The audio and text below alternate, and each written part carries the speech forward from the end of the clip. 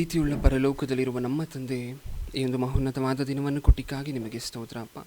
ಈ ಒಂದು ಅಮೂಲ್ಯವಾದ ಸಮಯದಲ್ಲಿ ನಿಮ್ಮ ವಾಕ್ಯಗಳನ್ನು ಆಲೋಚನೆ ಮಾಡಬೇಕಾದ್ರೆ ಹೇಳುವಂತಹ ನನಗೂ ಪರಿಶುದ್ಧಾತ್ಮರ ಸಹಾಯವನ್ನು, ಸಮಯೋಚಿತವಾದ ಜ್ಞಾನವನ್ನು ಕೊಟ್ಟು ನಡೆಸಿ ಅಪ್ಪ.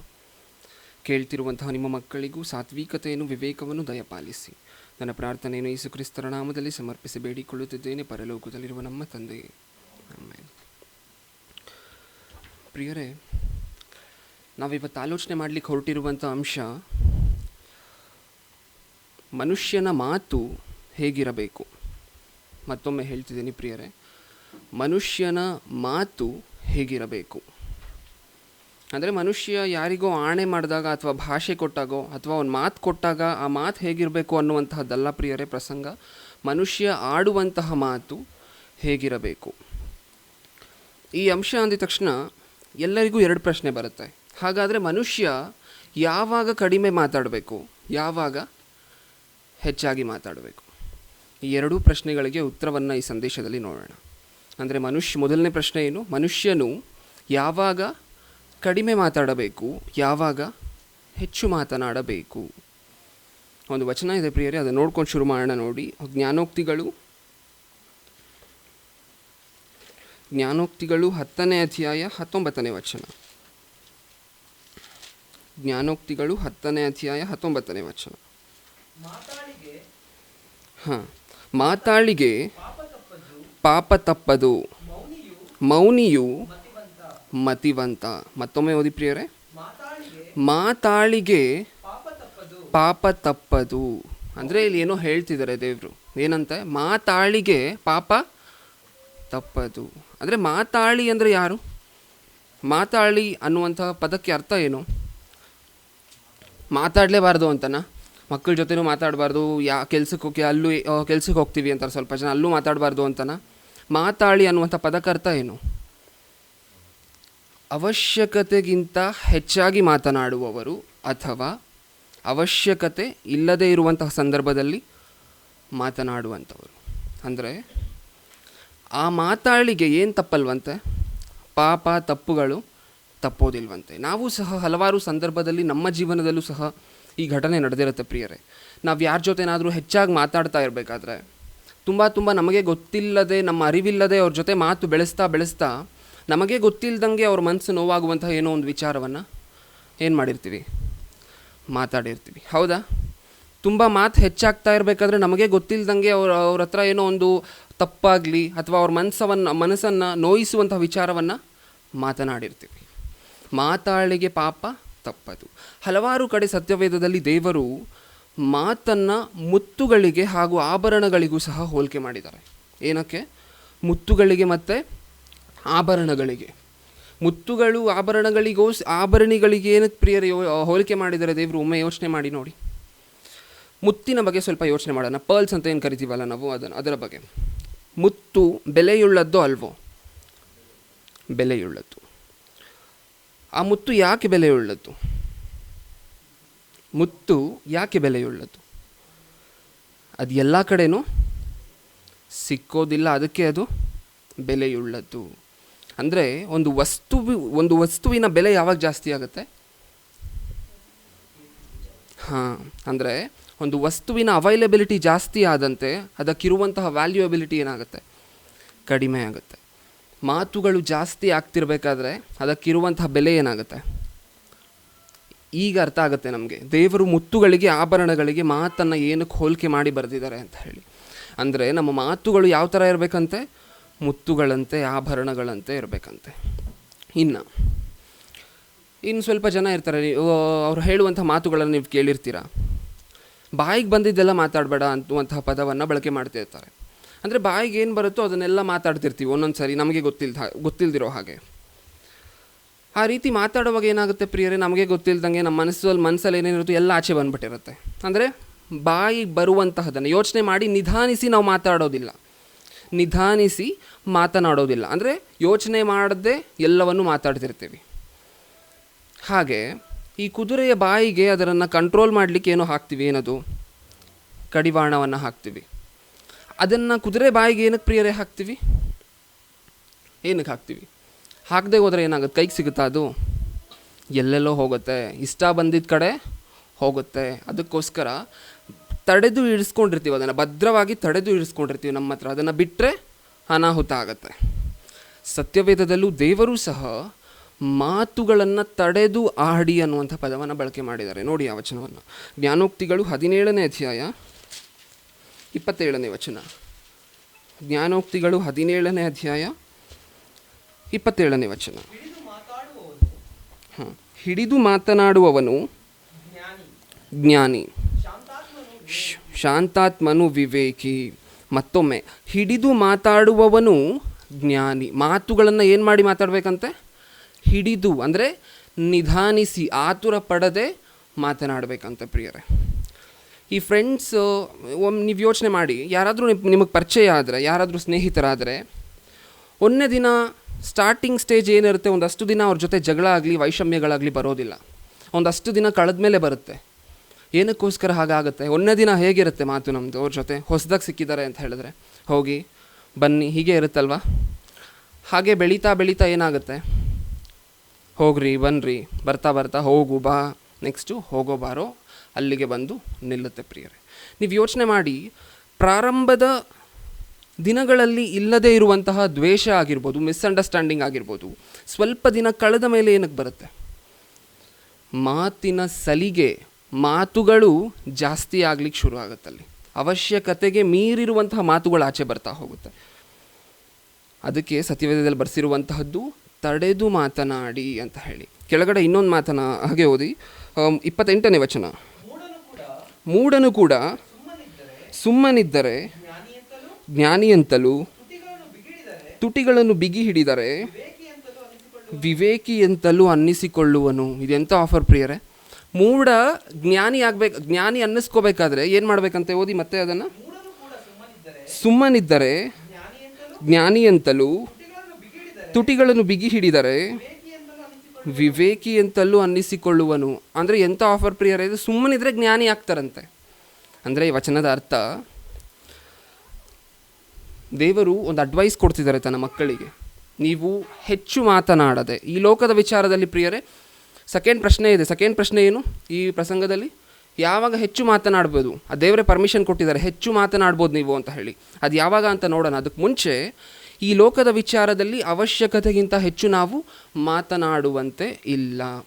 ಅಂದರೆ ನಮಗೆ ಇಲ್ಲಿ ನಾವು ನೋಡಿದಂಥ 2 ವಚನಗಳಲ್ಲಿ ಸಮ್ಮರಿ ಏನು ಗೊತ್ತಾಗುತ್ತೆ ಅಂದರೆ, ನಾವೇನೇ ಮಾತಾಡಿದ್ರೂ ಟು ದ ಪಾಯಿಂಟ್ ಮಾತಾಡಬೇಕು, ಅವಶ್ಯಕತೆ ಇದ್ದ ಹಾಗೆ ಮಾತನಾಡಬೇಕು, ಕರೆಕ್ಟಾಗಿ ಕೇಳಿರುವಂಥ ಪ್ರಶ್ನೆಗೆ ಉತ್ತರ ಹೇಳಬೇಕು, ಅಷ್ಟೇ ನಿಮ್ಮ ಮಾತಾಗಿರಬೇಕು ಅಂತ ಇನ್ನೊಂದು ಕಡೆ ಬರೆಸಿದ್ದಾರೆ. ಅದನ್ನು ನೋಡಿ, ಮತ್ತಾಯನು ಬರೆದ ಸುವಾರ್ತೆ 5ನೇ ಅಧ್ಯಾಯ 37ನೇ ವಚನ. ಮತ್ತಾಯನು ಬರೆದ ಸುವಾರ್ತೆ 5ನೇ ಅಧ್ಯಾಯ 37ನೇ ವಚನ. ಆದರೆ ನಿಮ್ಮ ಮಾತು ಹೌದಾದರೆ ಹೌದು, ಅಲ್ಲವಾದರೆ ಅಲ್ಲ ಎಂದಿರಲಿ. ಇದಕ್ಕಿಂತ ಹೆಚ್ಚಾದದ್ದು ಸೈತಾನನಿಂದ ಬಂದದ್ದು. ಮತ್ತೊಮ್ಮೆ ಓದಿ ಪ್ರಿಯರೇ. ಆದರೆ ನಿಮ್ಮ ಮಾತು ಹೌದಾದರೆ ಹೌದು, ಅಲ್ಲವಾದರೆ ಅಲ್ಲ ಎಂದಿರಲಿ. ಇದಕ್ಕಿಂತ ಹೆಚ್ಚಾದದ್ದು ಸೈತಾನನಿಂದ ಬಂದದ್ದು. ಅಂದರೆ ಇಲ್ಲಿ ಮೇಲೆಗಡೆ ಆಣೆಯ ಬಗ್ಗೆ ಮಾತಾಡ್ತಾ ಅಂದರೆ ಪ್ರಾಮಿಸ್ ಮಾಡ್ತೀವಲ್ಲ ಪ್ರಿಯರೇ, ಅದ್ರ ಬಗ್ಗೆ ಮಾತಾಡ್ತಾ ಈ ವಚನವನ್ನು ಹೇಳಿದ್ದಾರೆ. ಒಮ್ಮೊಮ್ಮೆ ನೀವು ನೋಡಿ, ನಾನು ಬರ್ತೀನಿ, ನನ್ನ ಆಣೆಗೂ ಬರ್ತೀನಿ ಅನ್ನುವಂಥ ಮಾತನ್ನು ಎಕ್ಸ್ಟೆಂಡ್ ಮಾಡಿರ್ತಾರೆ. ಅಲ್ಲಿ ಆಣೆ ಇಡುವಂತಹ ನೆಸೆಸಿಟಿನೇ ಇರೋದಿಲ್ಲ, ಅಲ್ಲಿ ಪ್ರಾಮಿಸ್ ಮಾಡುವಂತಹ ನೆಸೆಸಿಟಿನೇ ಇರೋದಿಲ್ಲ, ಅವಶ್ಯಕತೆ ಇರೋದೇ ಇಲ್ಲ. ಆದರೂ ಸಹ ಒಂದು ಮಾತನ್ನು ಎಕ್ಸ್ಟ್ರಾ ಸೇರಿಸಿರ್ತಾರೆ. ಅದನ್ನೇ ಮಾತಾಡ್ತಾ ಕೆಳಗಡೆ ಏನು ಹೇಳ್ತಿದ್ದಾರೆ? ಹೌದಾದರೆ ಹೌದು, ಇಲ್ಲವಾದರೆ ಇಲ್ಲ.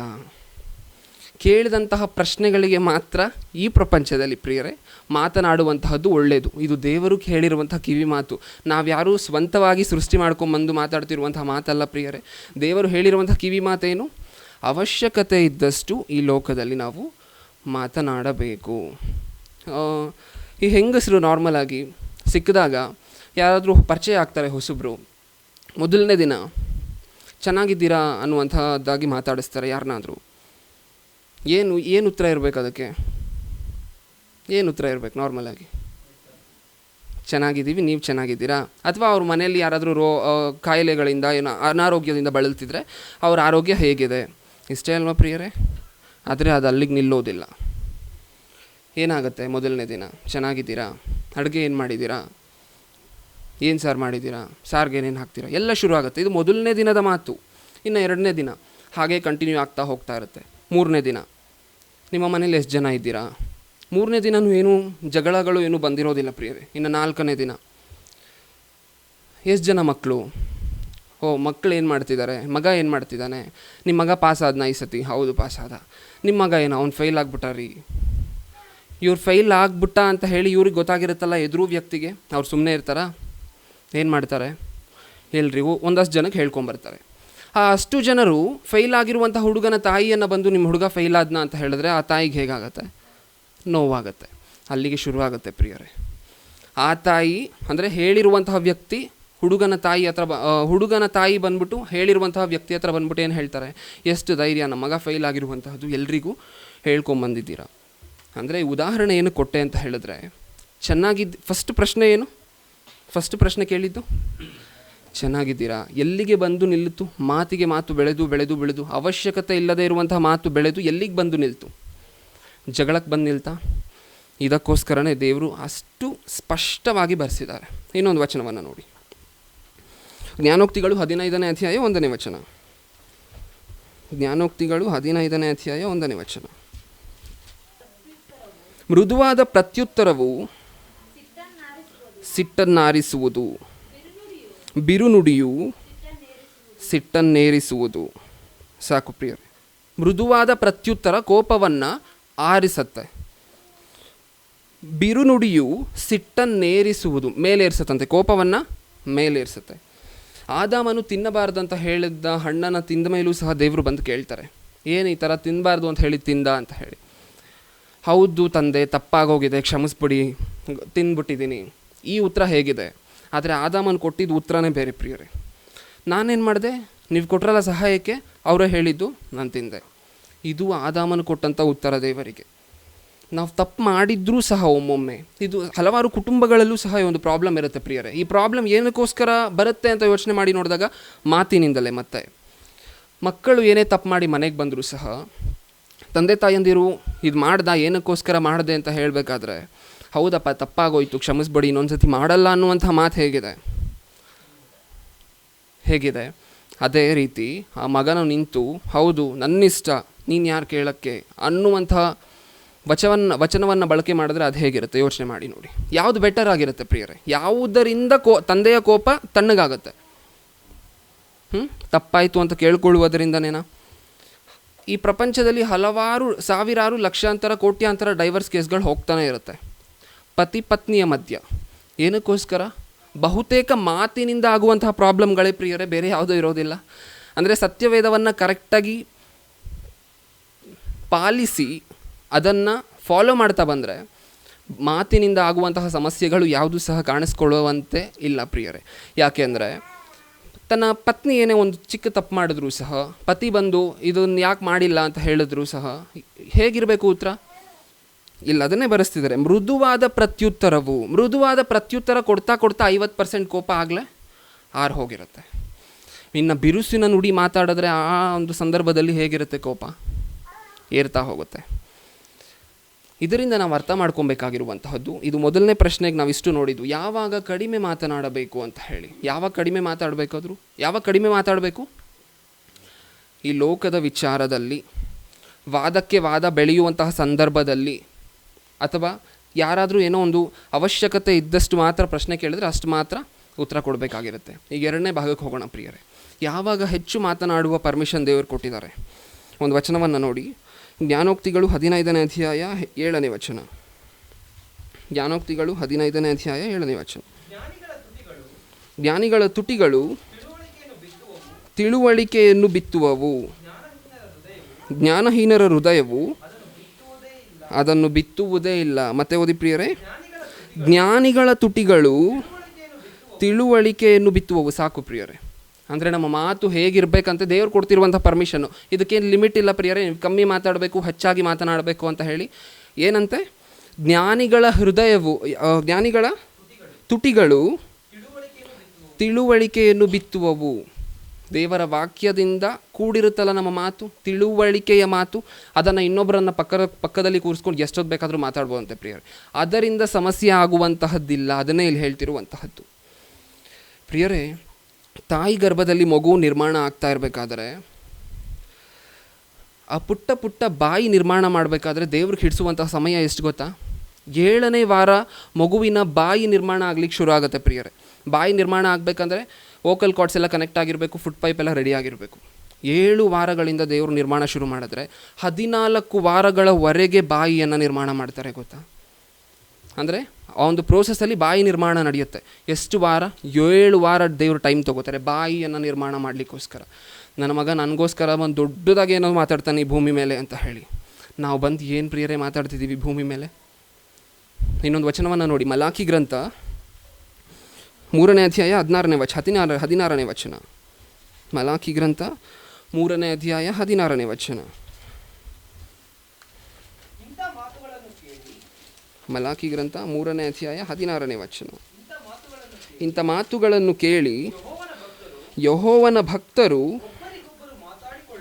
ಒಬ್ಬರಿಗೊಬ್ಬರು ಮಾತಾಡಿಕೊಳ್ಳಲು ಯೆಹೋವನು ಕಿವಿಗೊಟ್ಟು ಆಲಿಸಿ ಭಯಭಕ್ತಿಯಿಂದ ತನ್ನ ನಾಮಸ್ಮರಣೆ ಮಾಡುವವರ ಹೆಸರುಗಳನ್ನು ತನ್ನ ಮುಂದೆ ಜ್ಞಾಪಕದ ಪುಸ್ತಕದಲ್ಲಿ ಬರೆಯಿಸಿದನು. ಅಂದರೆ ಅಲ್ಲೊಂದು ಮಾತು ಹೇಳ್ತಿದ್ದಾರೆ ನೋಡಿ, ಒಬ್ಬರಿಗೊಬ್ಬರು ಮಾತಾಡಿಕೊಳ್ಳಲು ಯೆಹೋವನು ಕಿವಿಗೊಟ್ಟು ಆಲಿಸಿ ಅಂತ ಹೇಳಿ. ಅಂದರೆ ನಾವು ದೇವ್ರ ಬಗ್ಗೆ ಮಾತಾಡಬೇಕಾದ್ರೆ ದೇವ್ರೇನು ಮಾಡ್ತಾರಂತೆ? ಕಿವಿಗೊಟ್ಟು ಆಲಿಸ್ತಾರಂತೆ. ಅಂದರೆ ಇಬ್ಬರು ಸೇರಿ ಯಾವಾಗ ನನ್ನ ಬಗ್ಗೆ ಮಾತಾಡ್ತಾರೋ ಅಂತ ಹೇಳಿ ದೇವರು ಹಿಂಗೆ ಕಿವಿ ಕೊಟ್ಟರು ಅಂದ್ಕೊಳ್ಳಿ ಪ್ರಿಯರೇ. ಬ್ರದರ್, ಈ ವರ್ಷ ಎಲೆಕ್ಷನಲ್ಲಿ ಯಾರು ಗೆಲ್ಬೋದು? ನಿಮ್ಮ ಮನೆಗೆ ಸಾರ್ಗೆ ಏನೇನು ಹಾಕ್ತೀರಾ? ಇದು ಪ್ರಿಯರೇ ನಾವು ಮಾತನಾಡುವಂತಹ ಮಾತುಗಳು. ಅಂದರೆ ನ್ಯೂಸ್ ಬಗ್ಗೆ ಮಾತಾಡಬಾರ್ದು, ಅದು ಇದು ಅಂತಲ್ಲ ಇದರ ಅರ್ಥ. ಅವಶ್ಯಕತೆಗಿರು ಇಂಥ ಹೆಚ್ಚಾಗಿ ನಾವು ಮಾತನಾಡಬಾರ್ದು. ಹಾಗಾದರೆ ಮಾತಿಗೆ ದೇವ್ರು ಯಾಕೆ ಇಷ್ಟೊಂದು ಪ್ರಾಮುಖ್ಯತೆ ಕೊಟ್ಟಿದ್ದಾರೆ? ಮಾತಿನಿಂದ ನಾವು ಕಳ್ಕೊಳ್ಳುವಂತಹದ್ದು ಏನಾದರೂ ಇದೆಯಾ? ಅಥವಾ ಮಾತಿನಿಂದ ನಾವು ಪಡ್ಕೊಳ್ಳುವಂತಹದ್ದು ಏನಾದರೂ ಇದೆಯಾ? ಕೊನೆಯ ವಚನ ನೋಡ್ಕೊಂಡು ಮುಗಿಸ್ಕೊಳ್ಳೋಣ ನೋಡಿ ಪ್ರಿಯರೇ. ಮತ್ತಾಯನು ಬರೆದ ಸುವಾರ್ತೆ 12ನೇ ಅಧ್ಯಾಯ 36ನೇ ವಚನ. ಮತ್ತಾಯನು ಬರೆದ ಸುವಾರ್ತೆ 12ನೇ ಅಧ್ಯಾಯ 36ನೇ ವಚನ. ಒಂದು ನಿಮಿಷ. ಮತ್ತಾಯನು ಬರೆದ ಸುವಾರ್ತೆ 12ನೇ ಅಧ್ಯಾಯ 36ನೇ ವಚನ ಓದಿ ಪ್ರಿಯರೇ. ಇದಲ್ಲದೆ ನಾನು ನಿಮಗೆ ಹೇಳುವುದೇನೆಂದರೆ, ಮನುಷ್ಯರು ಸುಮ್ಮನೆ ಆಡುವ ಪ್ರತಿಯೊಂದು ಮಾತಿನ ವಿಷಯವಾಗಿ ನ್ಯಾಯ ವಿಚಾರಣೆಯ ದಿನದಲ್ಲಿ ಉತ್ತರ ಕೊಡಬೇಕು. ಅಂದರೆ ನ್ಯಾಯ ವಿಚಾರಣೆಯ ದಿನ ಅಂತ ಹೇಳಿ ಮುಂದೆ ಒಂದು ದಿನ ಇದೆ. ಅದರಲ್ಲಿ ನಾವು ಯಾವುದಕ್ಕೆ ಲೆಕ್ಕ ಕೊಡಬೇಕು ಗೊತ್ತಾ? ದೇವ್ರ ಬಗ್ಗೆ ಮಾತನಾಡಿರುವಂಥ ಮಾತಿಗಲ್ಲ, ಅಲ್ಲೇ ಸ್ಪಷ್ಟವಾಗಿ ಬರೆಸಿದ್ದಾರೆ. ಸುಮ್ಮನೆ ಆಡುವ ಪ್ರತಿಯೊಂದು ಮಾತಿಗೂ ಸಹ ಏನು ಮಾಡಬೇಕು? ದೇವರ ಮುಂದೆ ಲೆಕ್ಕ ಕೊಡಬೇಕು. ಏನಕ್ಕೋಸ್ಕರ ಆಡದೆ ಅಂತ ಹೇಳಿ. ದೇವರು ಮಾತಿನಿಂದಲೇ ಈ ಪ್ರಪಂಚವನ್ನು ಸೃಷ್ಟಿ ಮಾಡ್ತಾರೆ. ಯೇಸು ಕ್ರಿಸ್ತರು ಅದೇ ಮಾತಿನಿಂದ ಈ ಲೋಕಕ್ಕೆ ಬಂದು ತಂದೆಯನ್ನು ಪರಿಚಯ ಮಾಡಿಕೊಡ್ತಾರೆ ಮನುಷ್ಯರಿಗೆ. ಅಪೊಸ್ತಲರು ಅದೇ ಮಾತಿನಿಂದ ಈ ಪ್ರಪಂಚಕ್ಕೆ ಸುವಾರ್ತೆ ಹೇಳ್ತಾರೆ, ಹಲವಾರು ದೇಶಗಳನ್ನು ತಿರುಗಿ. ಅದೇ ಮಾತಿನಿಂದ ಆಗುವಂಥ ಅನಾಹುತಗಳನ್ನು ನಾವು ಇಷ್ಟವರೆಗೂ ನೋಡಿದ್ದೀವಿ. ಮನೆಯಿಂದ ಶುರು ಆಗುವಂತಹ ಜಗಳ ದೇಶಾಂತರಗಳ ಮಧ್ಯೆ ಹೋಗುತ್ತೆ ಪ್ರಿಯರೇ. ಮುಂದಿನ ವಾರ ನೋಡೋಣ 2ನೇ ಭಾಗ. ಈ ಮೆಸೇಜಿನ 2ನೇ ಭಾಗ ಮುಂದಿನ ವಾರ ನೋಡೋಣ.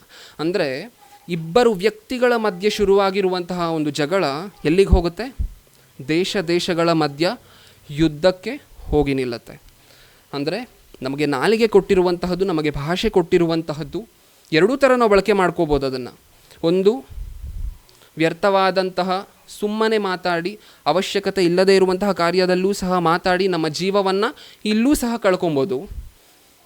ರಾಜನ ಮುಂದೆ ಹೋಗಿ ನಿಂತ್ಕೊಂಡು ಹೆಂಗಂದರೆ ಹಂಗೆ ಮಾತಾಡಿದ್ರೆ ಏನು ಮಾಡ್ತಾರೆ ಪ್ರಿಯರೇ? ರಾಜ ಕೋಪ ಬಂದರೆ ಎಕ್ಸಿಕ್ಯೂಟ್ ಮಾಡಿಸ್ತಾರೆ, ಅಂದರೆ ತಲೆ ತಗ್ಗಿಸ್ತಾರೆ. ಅಂದರೆ ಮಾತಿನಿಂದ ಇಲ್ಲೂ ಸಹ ನಮ್ಮ ಜೀವನವನ್ನು ಕಳ್ಕೊತೀವಿ. ಸುಮ್ಮನೆ ಮಾತಾಡಿದ್ರೆ ನ್ಯಾಯ ವಿಚಾರಣೆಯ ದಿನದಲ್ಲೂ ಸಹ ಹೇಳೋಕೆ ನಮ್ಗೆ ಆನ್ಸರ್ ಇರಲ್ಲ, ಅಲ್ಲೂ ಸಹ ನರಕಕ್ಕೆ ಹೋಗ್ತೀವಿ. ಅದೇ ಮಾತನ್ನು ಉಪಯೋಗಿಸ್ಕೊಂಡು ಈ ಲೋಕದಲ್ಲಿ ಅವಶ್ಯಕತೆಗೆ ತಕ್ಕಷ್ಟು ಮಾತಾಡಿ, ದೇವರಿಗಾಗಿ ಸಾಕಷ್ಟು ಮಾತಾಡಿ, ಮತ್ತು ಕಾರಣಗಳು ಕೊಡೋರು ಸ್ವಲ್ಪ ಜನ ಇರ್ತಾರೆ. ನಮಗೆ ವಿದ್ಯೆ ಇಲ್ಲ, ಏನು ಮಾಡೋದು? ನಮಗೆ ವಿದ್ಯೆ ಇಲ್ಲ, ಹೆಂಗೆ ಮಾತಾಡೋದು ದೇವ್ರ ಬಗ್ಗೆ ಅಂತ. ಮನೇಲಿರುವಂತಹ ಮಕ್ಕಳ ಜೊತೆಲಿ ಮಾತಾಡೋಕ್ಕೆ ವಿದ್ಯೆ ಏನಕ್ಕೆ ಪ್ರಿಯರೇ? ದೇವರ ಬಗ್ಗೆ ಮನೇಲಿರುವಂತಹ ಮಕ್ಕಳ ಜೊತೆ ಮಾತಾಡಲಿಕ್ಕೆ ವಿದ್ಯೆ ಏನಕ್ಕೆ ಬೇಕು? ನಮ್ಮ ಬಂಧುಗಳ ಹತ್ರ ಮಾತಾಡಲಿಕ್ಕೆ ವಿದ್ಯೆ ಏನಕ್ಕೆ ಬೇಕು? ಅಂದರೆ ಅದೇ ಮಾತನ್ನು ಉಪಯೋಗಿಸ್ಕೊಂಡು ಈ ಲೋಕದಲ್ಲಿ ದೇವರ ನಾಮವನ್ನು ಪ್ರಚುರಪಡಿಸಿ ನಾವು ಸಹ ಪರಲೋಕಕ್ಕೆ ಹೋಗುವಂತಹ ಅವಕಾಶವೂ ಸಹ ನಮ್ಮ ಮಾತಿನಿಂದಲೇ ನಮಗಿದೆ. ನಾವು ಯಾವುದಕ್ಕೆ ಬಳಕೆ ಮಾಡ್ತೀವಿ ಅನ್ನುವಂತಹ ನಿರ್ಧಾರವನ್ನು ನಾವೇ ಮಾಡಬೇಕಾಗಿರುತ್ತೆ ಪ್ರಿಯರೇ. ಕಣ್ಮುಚ್ಕೊಳ್ಳಿ, ಮುಗಿಸ್ಕೊಳ್ಳೋಣ. ಪ್ರೀತಿಯುಳ್ಳ ಪರಲೋಕದಲ್ಲಿರುವ ನಮ್ಮ ತಂದೆಯೇ, ಈ ಒಂದು ಮಹೋನ್ನತವಾದ ದಿನವನ್ನು ಕೊಟ್ಟಿಗಾಗಿ ನಿಮಗೆ ಸ್ತೋತ್ರ ಅಪ್ಪ. ಹೌದು ತಂದೆ, ನೀವು ಈ ಲೋಕದಲ್ಲಿ ನನ್ನ ಮಕ್ಕಳು ಬದುಕಬೇಕಾದ್ರೆ ಏನೇನು ಎಚ್ಚರಿಕೆಗಳು ಬೇಕು ಅನ್ನುವಂತಹ ಮುಂದಾಲೋಚನೆಯಿಂದ ಈ ಲೋಕದಲ್ಲೂ ಸಹ ನಮಗೆ ನಾಲಿಗೆಯನ್ನು ಬಿಗಿ ಹಿಡಿಯಲು ಹೇಳಿದ್ದೀರಾ. ಹಾಗೆ ನಿಮ್ಮ ಬಗ್ಗೆಯೂ ಸಾಕಷ್ಟು ಮಾತಾಡಿ ನಿಮ್ಮ ಸುವಾರ್ತೆಯನ್ನು ಈ ಲೋಕಕ್ಕೆ ಪ್ರಚುರಪಡಿಸಲು ಹೇಳಿದ್ದೀರಾ ಅಪ್ಪ. ಅದನ್ನು ನಾವು ಪಾಸಿಟಿವ್ ಆಗಿ ಬಳಸಿಕೊಂಡು ನಿಮ್ಮ ರಾಜ್ಯ ಪ್ರವೇಶಿಸುವಂಥ ಮಕ್ಕಳನ್ನಾಗಿ ನಮ್ಮನ್ನು ಮಾರ್ಪಡಿಸಿ. ನನ್ನ ಪ್ರಾರ್ಥನೆಯನ್ನು ಯೇಸು ಕ್ರಿಸ್ತರ ನಾಮದಲ್ಲಿ ಸಮರ್ಪಿಸಿ ಬೇಡಿಕೊಳ್ಳುತ್ತಿದ್ದೇನೆ, ಪರಲೋಕದಲ್ಲಿರುವ ನಮ್ಮ ತಂದೆಗೆ. ಆಮೇನ್.